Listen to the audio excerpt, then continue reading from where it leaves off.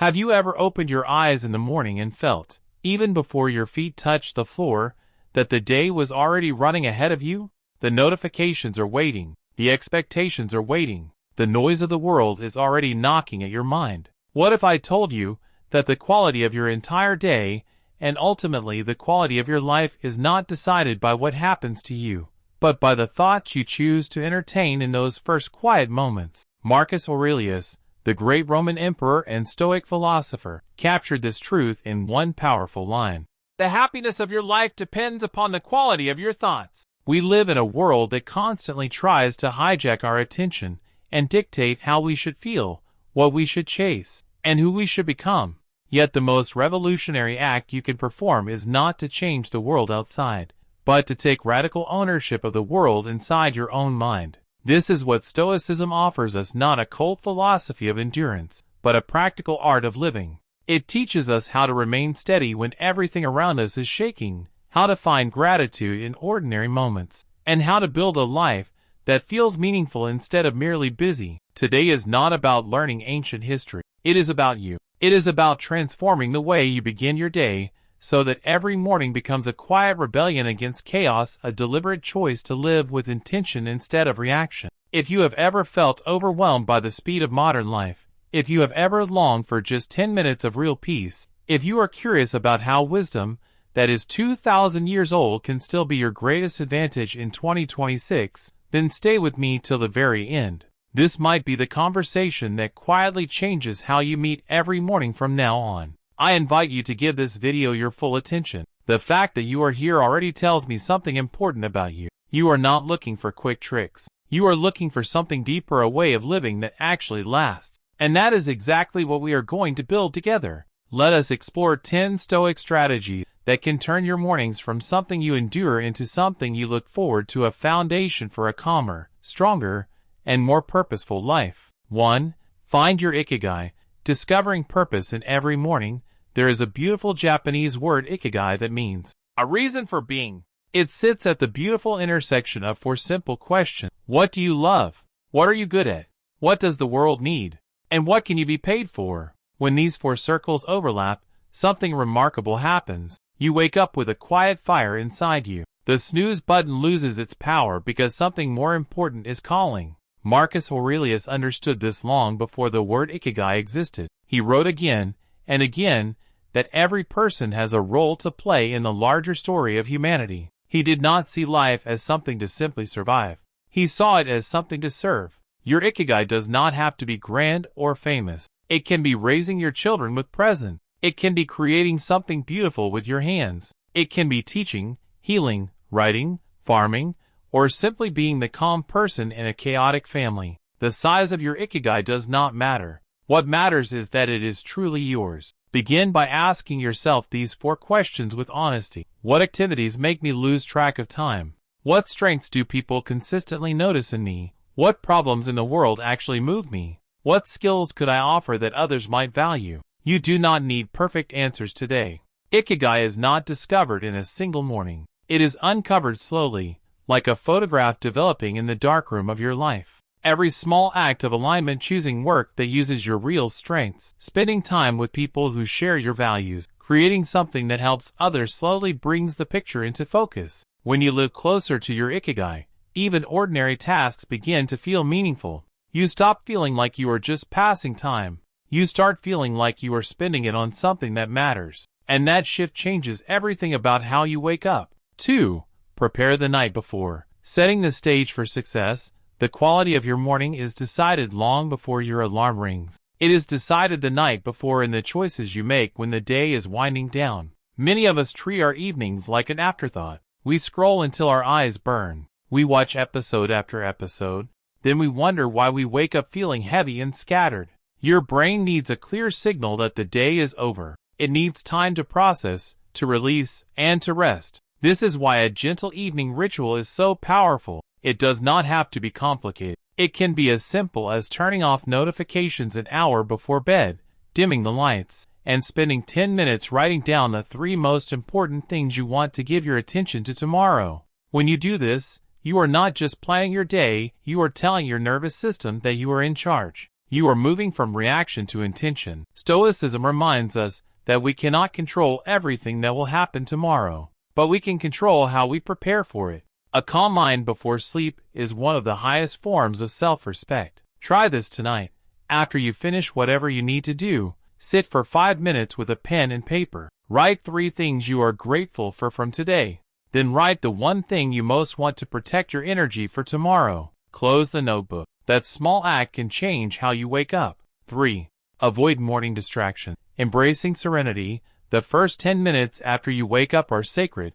They are the only time in the entire day when your mind is still relatively quiet before the world rushes in.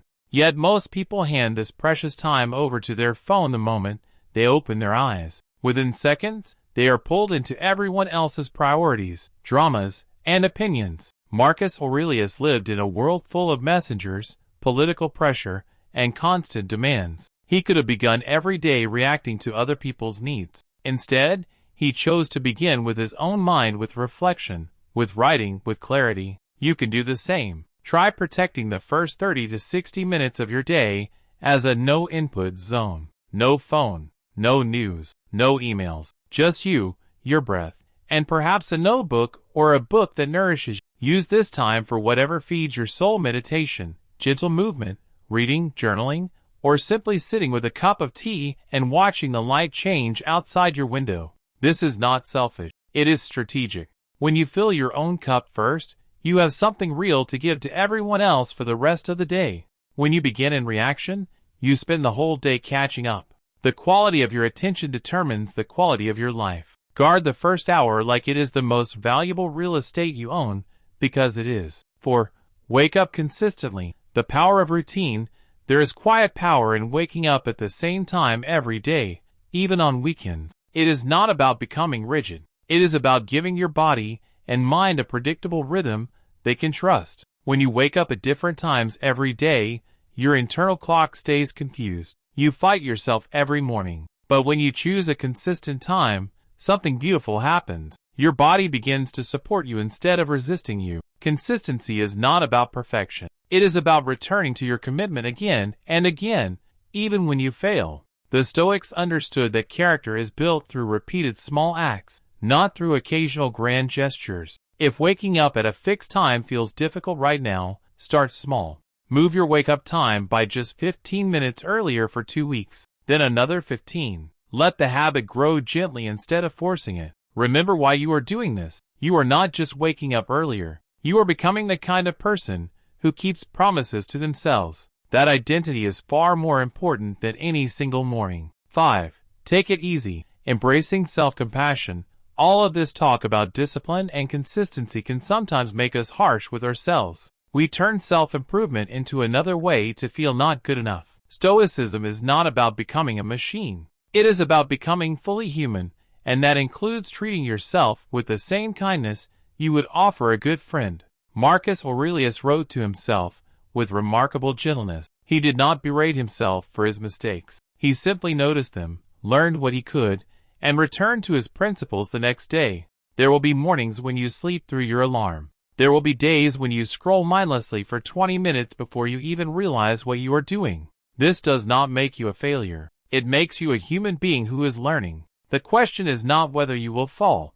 The question is how quickly and kindly you will return to your path. Self-compassion is not weakness. It is the fuel that allows you to keep going for years instead of burning out in weeks. 6. Small acts of discipline. Building a virtuous life. Real transformation rarely comes from dramatic changes. It comes from the quiet, almost invisible decisions you make every single morning. Making your bed, placing your phone in another room before you sleep, stepping outside for 2 minutes of fresh air before checking any screen, drinking a glass of water before your first cup of tea. These small acts seem ordinary, but they are actually training your character. Every time you do something small that requires a little effort, you are casting a vote for the person you want to become. You are telling yourself, I am someone who can follow through. I am someone who respects my own space. I am someone who begins the day with care. Marcus Aurelius believed that the way you do anything is the way you do everything. If you can bring care and intention to the smallest acts of your morning, that same energy will naturally flow into the bigger challenges of your life. Start with one small act, master it, then add another. This is how real discipline is built, not through force, but through quiet repetition. 7. Accountability partners. Sharing the journey. Some journeys are easier when we do not walk alone. Having even one person who knows your intentions and gently checks in on you can dramatically increase your chances of staying consistent. This is not about pressure. It is about partnership. The Stoics did not believe in isolated self-improvement. They understood that we become better in relationship with others through conversation, through example, through mutual encouragement. Choose someone you trust. Tell them clearly what you are working on with your mornings. Ask them to check in with you once a week, not to judge you, but to support you. Offer to do the same for them. When you know someone is walking alongside you, the early mornings feel less lonely, the difficult days feel more manageable, and the small wins become twice as sweet because someone else is celebrating them with you. 8. Memento Mori. Remembering the value of every day. There is one Stoic practice that puts everything else into perspective. Memento Mori. Remember that you will die. This is not meant to make you fearful. It is meant to make you awake. When you remember that your time is limited, you stop wasting mornings on things that do not matter. You stop postponing the important conversation. You stop treating ordinary days as if they are unlimited. Every morning you wake up is a gift that was not promised to you. That awareness can turn even a simple cup of tea into something sacred. Ask yourself this question as you begin your day. If this were my last morning, how would I want to spend it?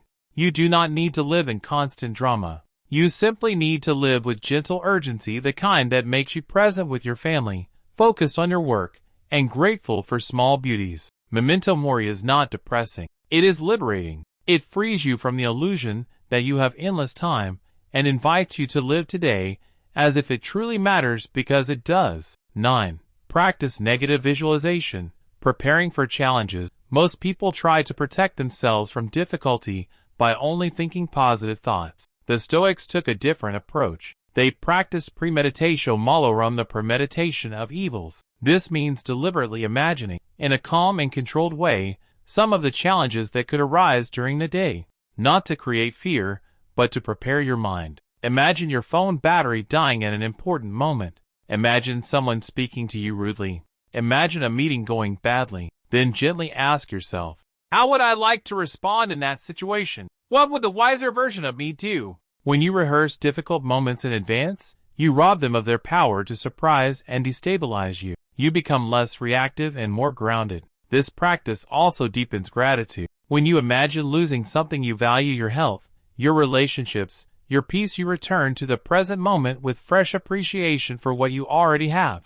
Negative visualization is not pessimism. It is mental training for a more resilient and grateful life. 10.